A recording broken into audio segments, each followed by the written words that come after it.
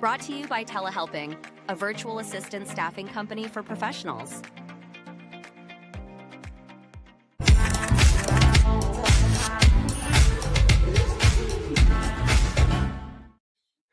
Hello, everyone. My name is Cody Hall. I am the host of The Faces, Entrepreneurs Are People Too, and the founding CEO of Telehelping, a virtual staffing organization and the herein sponsor of my podcast. So I appreciate you, Telehelping, for allowing me the opportunity to hang out with great people every morning at 9 a.m. So speaking of great people, I have Mathieu here today. Mathieu, how are you?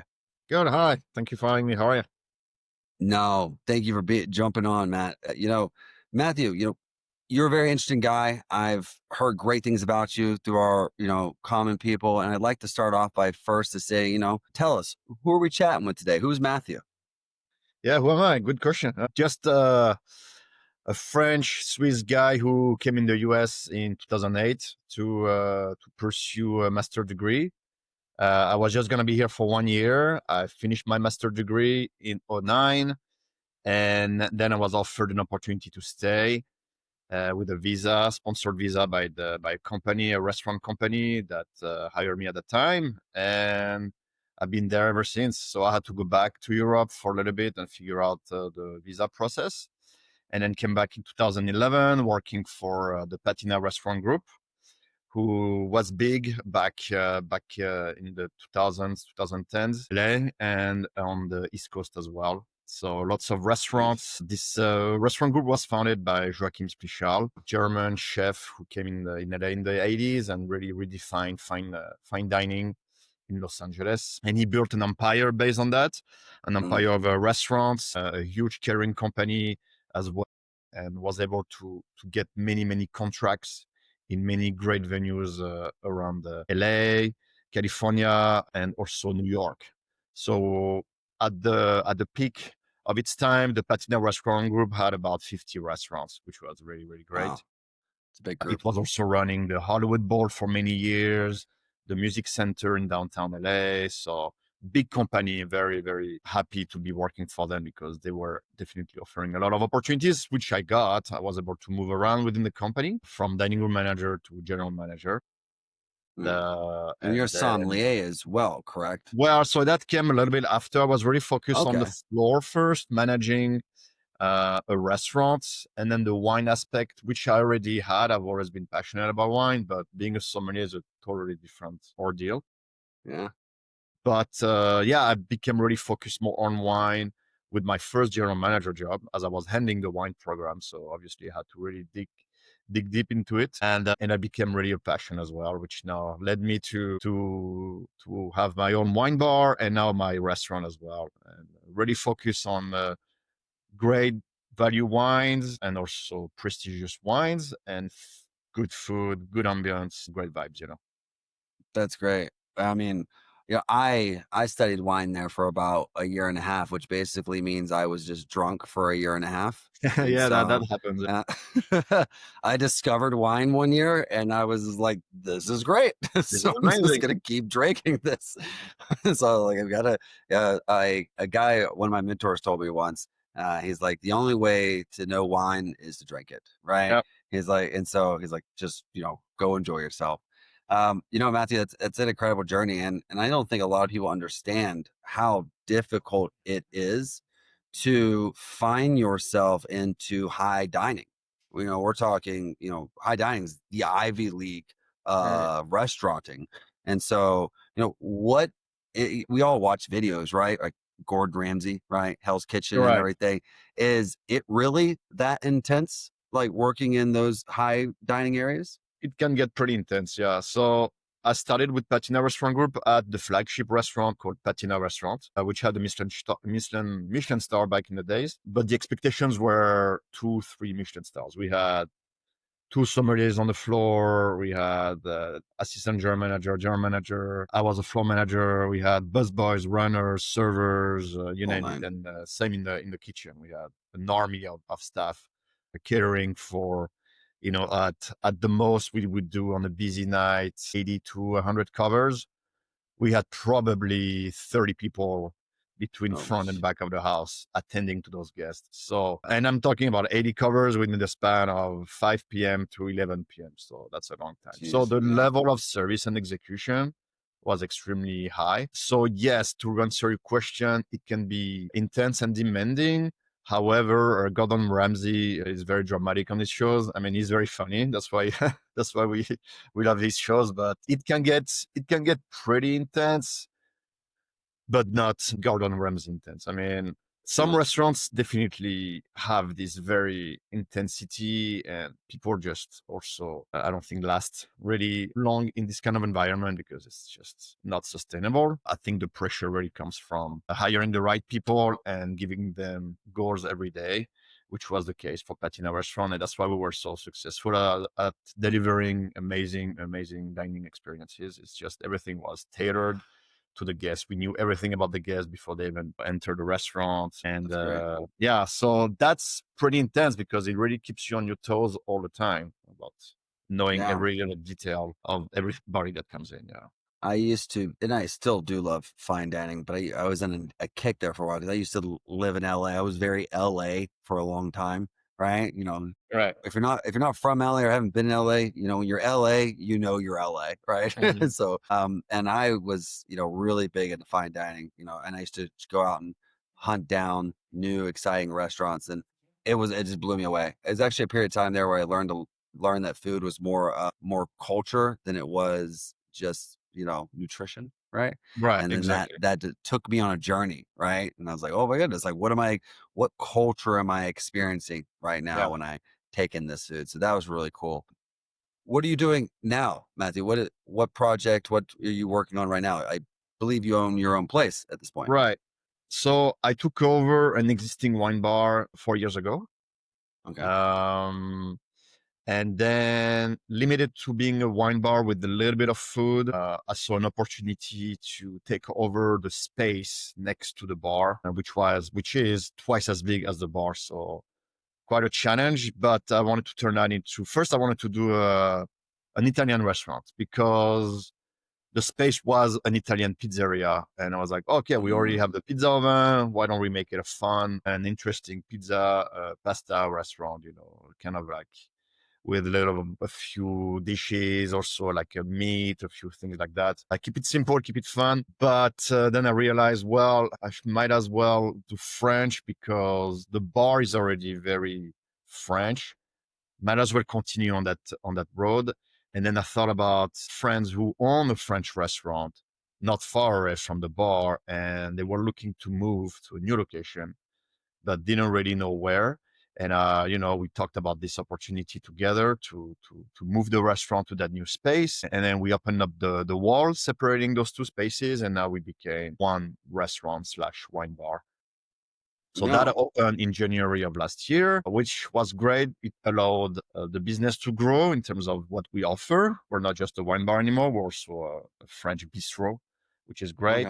So I brought in my guests to experience that new experience. And since it was a pre-existing restaurant, they also brought in their crowd. So, everything is worked that way. So we decided to joint venture, why we were Yeah. so similar on many of our aspects, how we vision hospitality and how we see what a fun, affordable French bistro restaurant can be. So the vision was shared. So we decided to come together and put our efforts together and make one place instead of two.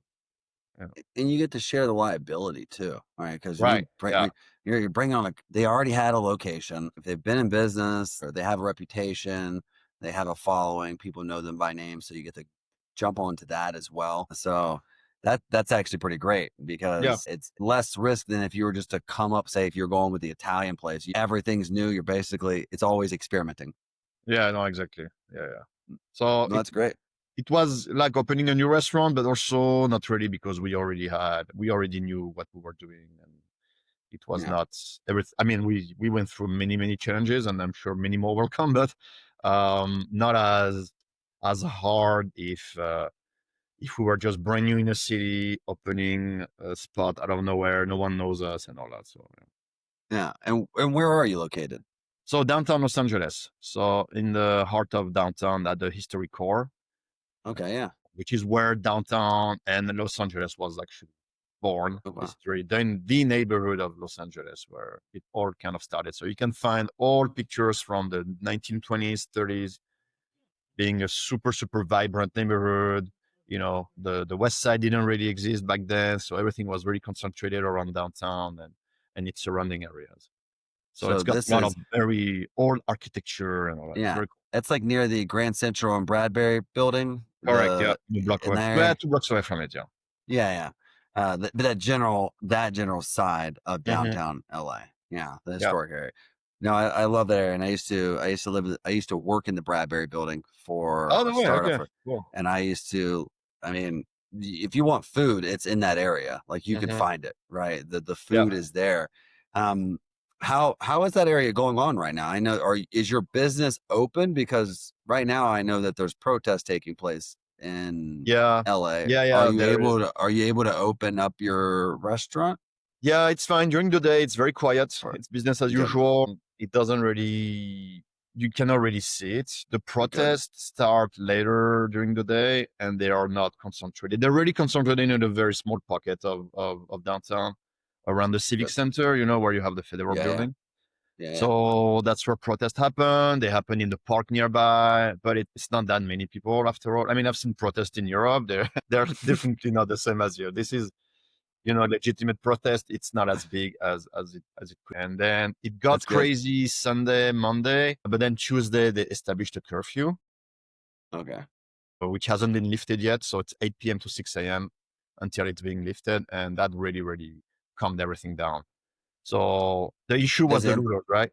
So the looters Yeah, really looted downtown Sunday, Monday, but since the curfew is in effect, it's been very quiet. that's good. And I mean, is your restaurant usually closed by 8 o'clock, so you're not impacted by the curfew either? Usually we stay open, especially the bar until 10, 11. So it's kind of a bummer to have to Yeah, close. But for the safety of everyone, it's just better to also just, better safe than sorry. we do our Yeah. business and then everybody goes home and yeah, better that way.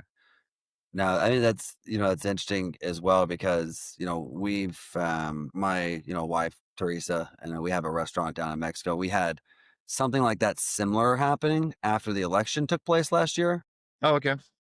and there were a lot of threats going out. They were, deboarding buses that Oh, were wow. transporting people. So, we talk about riots in LA.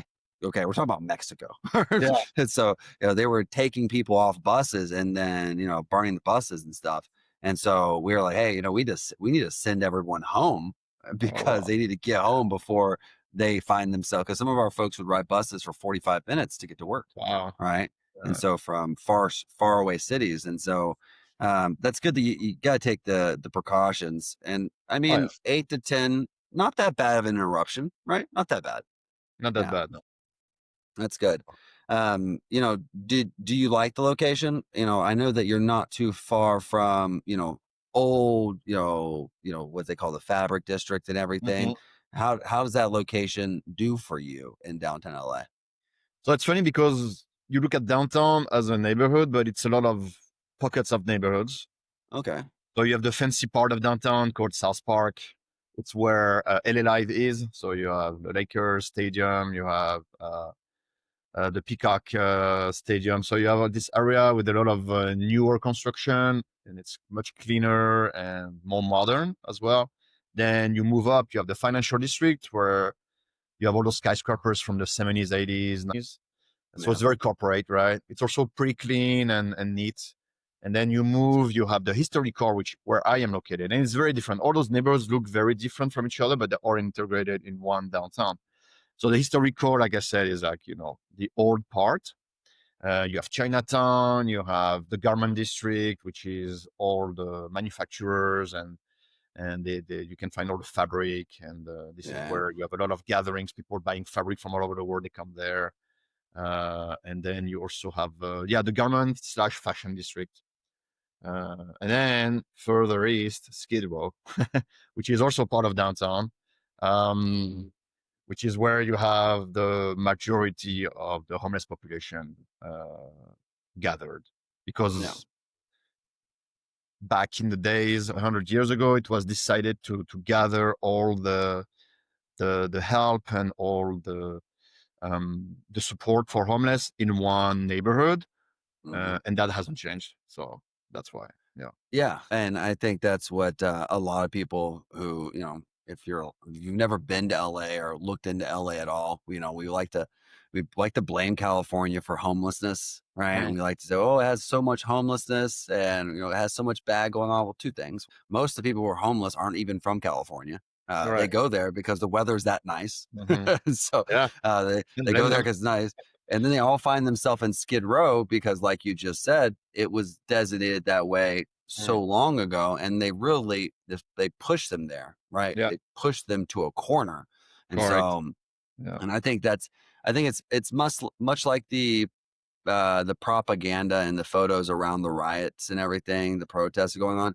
They make it seem like LA County itself is burning down. Oh yeah, no, it's crazy. It's crazy to say that. It's it's It reminded me of it, hearing your perspective, not being that far from the federal district and, say, oh yeah, we have a curfew, it was bad Sunday and Monday. But looking at it from that perspective, reminds me of a time I saw a reporter and there was a hurricane that hit Houston, Texas, a couple years back. I think 2017, a couple years, almost a decade. Damn. yeah. And there was a reporter standing in a ditch, right? Filled with water. The streets were empty, right? And no water in the streets. And she's sitting there, she's like, the water is up to my waist at this point.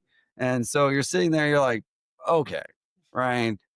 And I think that people just like to run with things. And I think that has it impacted, the online, the social news, has it impacted traffic downtown at all? How are your days and everything there? You still getting So guests? I was driving around trying to meet a friend on, what was it, Tuesday, to play tennis, and then I was trying to exit from the one of the freeways surrounding downtown, and I could not exit because all the freeway exits were closed because they were expecting a protest to start. So they really want to make sure the police doesn't get overwhelmed with flows of people coming from all over. I think they're really trying to narrow it down, right? Yeah. But pretty much that's it. It's actually much quieter right now. I think people have been asked not to go to the office this week and generally avoid downtown for the reasons we just said, that it's apparently on fire. It's scary, but not really. It's just much quieter. So I don't see as many cars. I don't see as many pedestrians in the street. Yeah. That's it. It just feels like it's like a slow. It sounds like as we're coming out of lockdown, right? It's like, Yeah, kind of Yeah. that lockdown feeling. What's sad though is that Sunday, Monday we had some looters come and they really destroyed some of the stores downtown. So the Apple store, the Adidas store, we've got so many stores looted, and that's the sad part because now everybody's boarding up because everybody's afraid that it will happen to them. So yeah, it looks like the George Floyds, when we had all the looters coming night after night after night. Everybody was boarding up to preserve their business, to try to. So it has that kind of feeling, and I think everybody is now feeling a little bit mentally tired about it because it feels like it's been 5 years of hardship. Cannot really catch a breath. It's COVID and its outcomes that lasted for 2 years. And then 2023 was great, but then it started to slow down, 24. And then this year has been slowing down, so people don't go out as much, don't spend as money as much. There's, a feeling of, hey, we got to be a little, more, we got to watch out how we spend our money, and things are a bit hard right now. The news are not great. So I don't know. There's a general sense of, I wouldn't say unhappiness, but a bit of scary, So sounds like people are so it's taking hitting precaution. downtown. The image of downtown is being hit for that too, because people perceive downtown. Most people don't, they see what's happening through the news, and the news are not always painting the truth. So Yeah. And I think that's the unfortunate impact of it because, people go out based on behaviors, right? and we experienced this as well at our place. As soon as the economy, or you know, I'll call it for what it is, right? We have a restaurant in a tourist place in Mexico, Mm. right? And just when all this stuff really started kicking off last year, Canadians were coming to Mexico, Mm. right? And so, and it wasn't true what was being said, right? It was like saying like, oh, California is dangerous because there's a fire in Texas, was how far away the Right. problem Yeah. was, right? And they're like, but no one's coming to where we were in Mexico. And so it was, yeah, I mean, there was I months there where understand. I was paying for the restaurant to stay open, Yeah. right? And Yeah. so I was like, oh, geez. And like, in Canadians, they eventually came, but they weren't there for the 6 months that they normally there, and not as many of them came. So a lot of people were like, well, we didn't have a season, and that's tough, right? Right. Um, Especially when right, you're running this restaurant now as an owner, not general Yeah. manager, right? Exactly. It's your money, right? It's general Yeah. manager. You're like, I want to keep Right. my job, but here you're paying Very for it. real. How is it doing now, your restaurant? It's doing good enough, Okay. right? I think that's the fun thing about, and as someone in the restaurant world and an expert in the restaurant world, I'd say, we just got in the restaurant world, and this is a funny realization, Matthew. I don't think Teresa and I knew what went into a restaurant before we started a restaurant. Yeah. Like, I worked in restaurants before. I'm like, oh, I know what goes into a restaurant. Holy hell. No, you don't. Right. I realized really soon that everything in a restaurant you have to pay for. Someone has to pay for it. Yeah. Everything. Yeah. Yeah. And you don't appreciate that when you're walking through a restaurant. One thing about a restaurant business, and I'd love to hear your explanation because I'm sure it's far more passionate than ours is, but I feel emotionally attached to our restaurant, right? When I walk through it, I see the plants that we picked, the Mm. cups that we picked, right? The Yeah. type of food we serve. And it's like, I remember every one of those decisions that led Mm-hmm. into someone's experience. That I love about the restaurant. Yeah, no, you're right. When we took over the space to turn into a restaurant, we really had to do a makeover because it looked very bland and sad. Everything was gray. The owner of that restaurant before just painted everything gray floors, gray everything. So we had to turn it around, and we wanted to make it a nice, comfy bistro French, right? Yeah. So we did it ourselves. We were the three of us, Mark, Thierry, the chef, and I, plus with the help of a couple of other guys to do selected work, such as electricity, that you don't want to kid around, painting the ceiling, stuff like that. But everything else we did ourselves. We bought all the material at the Home Depot, charged the Yeah. cars. We did so many trips. We bought the paint. We painted ourselves. We just like climbed on the ladder, half falling and trying to paint that little corner, that. So you're talking about the labor of love, yeah, definitely, and it's true. I work every day into my restaurant, and I see corners of it and aspects of it, and I remember each and everything and every step of the way that led us to being ready and say, okay, we can open now. We're ready. It took us 4 months of renovations, which is not that much when you think about it. Yeah. But it was cool. Yeah, it was a lot of fun. So yeah, it's in you, it's there. And when it goes well, you're like so excited, and you're like, oh my God, the feeling of it. And then when things start to really get slow and slow day after day, you're like, okay, what's going on now? So you have to, but it's also a great opportunity to figure out solutions, and just sit down and throw ideas and see what we can do. Where can we save money? Where can we make more money? How can we put the word out? What are the new channels of marketing? How do we, just basically market the restaurant, market what we are, what we do Yeah. in a cost-effective way? Because, you can do Instagram boosted post all day long. You can pay a PR company, $2,000 amount. You can do all that, but it's going to cost you so much freaking money. And the ROI is really Yeah. sometimes hard to perceive, so Yeah. I mean, that's I when you said that, when the restaurant is when it's going good, like it is like, you know, going 100 miles per hour on a motorcycle, right? When Yeah. it's like restaurants jamming, you're like, hey, we don't have enough seats. Like Hmm. we got, this is great. When it's empty, you can hear your internal thoughts, and it's like, did I make a mistake? Oh yeah. Ugh, like, was this a good idea? So, like looking at Teresa, we're like, what are we doing? And it's tough, I think that one thing that we talk about all the time is one thing that I knew going into a restaurant, because a lot of restaurants fail, and you've been in the Right. restaurant industry, so you've seen them come and go.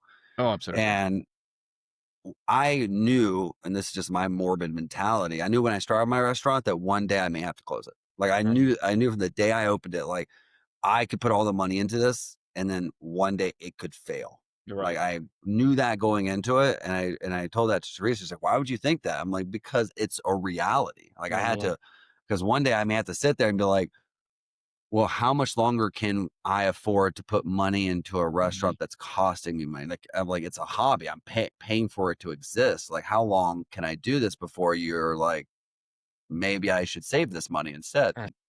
And so we're on the July, Matthew, is we're in the process of renewing our lease, right? Like that. That is such a thought process to me. And I don't think it really hits on Teresa's head at all. But for me, I'm like, do I want to commit to another 12 months?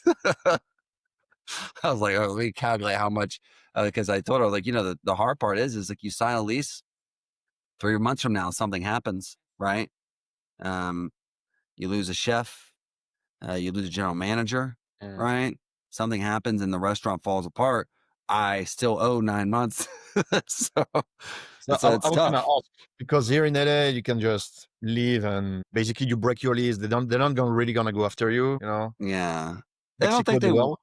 it depends. I think we have, at this point in time, we're on our third year. And so the building owner, right? Yeah. He knows us, we know him.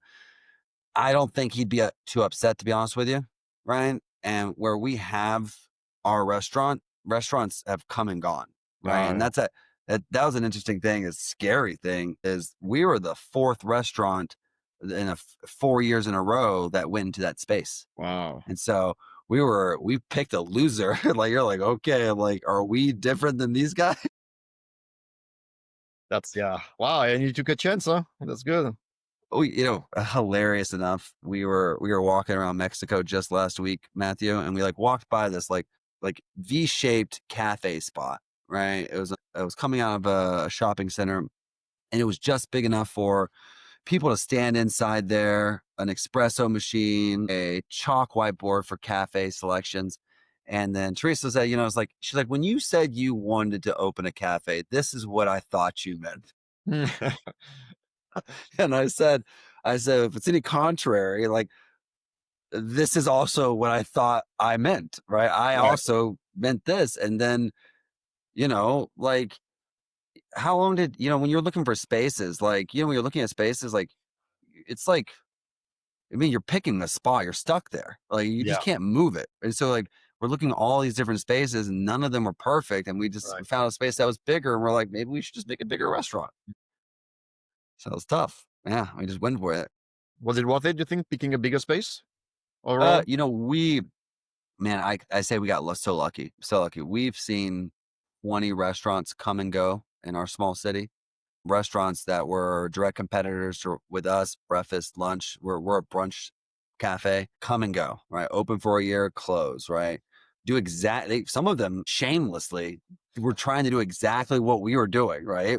It Yeah. really pissed off Teresa. Yeah. Like, she would get so mad. But I think that, and I have to attribute this, I don't think it's the food. I don't think it's our coffee. I don't think it's our decor, ambiance, or vibe, anything. I think we got so lucky with location, Okay. right? We just got so lucky. We have our restaurant in the center of the city, the central plaza, right? And I don't think if we got that, I don't think we'd still be in business. If we Yeah. had picked a restaurant, a street over in a corner somewhere, no one would walk by our place, Yeah. right? We wouldn't have the view of the plaza and the mountains, and we would have failed. It would have been a Well, waste of. You obviously picked a prime location with a lot of visibility and people walking by, so you get Yeah. that natural flow of business, right? Correct. Do y'all have that there? Is there foot traffic where you're That's located? our issue. We don't. We're located inside what they call the Spring Arcade. Oh, I So know where the Spring Arcade is. Yeah. yeah, it's a passage like there are a lot of in Europe. So Mhm. you can go from one street to another. For those who don't understand what kind of passage it is, you go from one street to another through that, and you have different shops around. So I mean, it sounds like and it's beautiful. It's from the 1900s, the building. So it's Oh, got that wow. huge glass ceiling. It's amazing. But the restaurant is located inside. So we would be extremely successful if there was a lot of pedestrian traffic. But we don't. The neighborhood was up and coming up until 2019, and now we're just plateauing into this weird Since COVID. so we're closer to Broadway, and Broadway has all those beautiful old theaters and architecture that's completely faded. So those Yeah. stores now house jewelry stores, cheap electronic, and then you have a fancy, I mean fancy, not fancy, but like a hip donut shop. So you have that next to a cheap electronic store, and then it's empty for 2 or 3 stores. And then you have a sex shop. We have a sex shop, which is, yeah, you're like, what is this Got New gotta York? have gotta have one of those. 1960s? Or we have that sex shop, very obvious, triple X, blah blah blah. So I thought, okay, you see it. So it's kind of a weird thing, and people walk there, and it's they're like, it's not very taken care of. The streets are kind of beat up, and the city is not doing much to really revive the downtown, which Yeah. is completely crazy. But so to answer your question, yeah, if we had picked for what we do, everybody tell us, the guests that come in are like, oh, you should move, you should have this in Pasadena, you should have this in Los Feliz, you should have that, blah blah blah. And I'm like, yeah, great, we're here now, so you know, I'm not gonna transport the This is space. a brick and mortar. Right. Yeah. We're not playing Lego here. So yeah, that's the lack of, and I think if I could go back in time, I'd definitely pick a spot based on the location that is really relevant and safer. And then again, it's never 100% safe. You can Yeah. always fail in a prime location, but I would definitely go towards that versus what I went towards. When I picked the bar to take over from its previous owners, I saw um, a a space that was already built out, so I didn't have any construction to Yeah. do, which is a blessing. Yeah, correct. And I saw potential, right? So 2021, we're out of COVID, and I'm like, okay, it's going to get better. It's gonna be a little rough for 2 or 3 years, but by 2024, we're gonna be great. The neighborhood's gonna thrive. That was the vision. It's 2025. It hasn't happened yet. I mean, I think it's timing too. I mean, one thing I've learned about LA is neighborhoods can shift so quick, Mm, right? And, the right company moves in, right? correct. The Yeah. the right movement takes place, right? And I Mm, think that, when we look back just a year ago in LA, well, a little over a year ago, there used to be a ton more homeless concentrated throughout the entire city, mhm. right? Last time I visited, they've done really well at cleaning a lot of that up, right? It Yeah. used to be really bad. Because I know the area you're talking about just a couple blocks off the Fabric District in Skid Row, where I used to go get my hair cut. Mm, And I would, get out of my car at park. I was like, I have to cross one tent row, a street, and a tent mm. row. And last time I was there was no tents. And Okay. so I was like, okay, like we're getting in the right direction. And Right. I think that unfortunately, I think it's going to take just a couple of years for it to continue to build, and it's just about surviving, right? Right. And I would have taken the same decisions you made, right? Who doesn't want a location that you don't have to do construction on, Okay. right? Because I look at some of the locations, I thought about some of the locations that we were looking at, and we were talking about doing construction. I mean, I don't know if we would have ran out of the money I was willing to invest to get Mhm. that place ready to open the door, and I don't think we would have ever seen the money back, right? You know, we're lucky that we so lucky on the location. The guy who owned the restaurant before us, he got ran out of town by the cartel. And so I guess I owe it to the cartel, right? And so the gossip is that he was dating the wrong cartel's wife, Oh right? my And he God. got ran out of town. So thank you for running him out of town, because he had just put his entire life savings into remodeling this restaurant. And we walk Jesus. upstairs, we're like, "Well, this is great. We'll take it." So it was built out. It was ready. Oh man, I could show you some of the photos of what it looked like before and after. Like Okay. before, it looked like where you would go to lose like a kidney or something. And so the railings looked like if you leaned against them, you'd fall off the side. Oh, And the roof was, ragged. It was an old dive bar for a while. It was a pool hole for a while. Just like it was a cantina. Like it was like yeah. a really not good bar, right? And this guy came in there, redid everything, the Okay. stanchions, the pillars. He has drop down blinds, redid the whole kitchen and area and everything. And then he just disappeared. And so, like, we got super lucky. Yeah, And yeah. so, because we took another location over, and that's the funny thing is, like, man, and that's like when you start working with a restaurant, you have an idea how much you want to spend, but really it's going to be double that, Mhm. right? And I think that's the tough thing about restaurants. Like you have like, okay, I'm going to buy this stove, we're going to do this. And then you're getting into it and you're like, whoa, wow, how did we spend this much money? Right. Mhm. And we're still not done doing what I thought we Yeah. needed to do. We're still not Yeah. open. You're still not open. So it's so funny you say that, because I told Teresa, like, when we opened up, like, hey, we're opening up on July 15th. She's like, I don't think we're ready. I'm like, we are opening July 15th. Like, we are opening July 15th.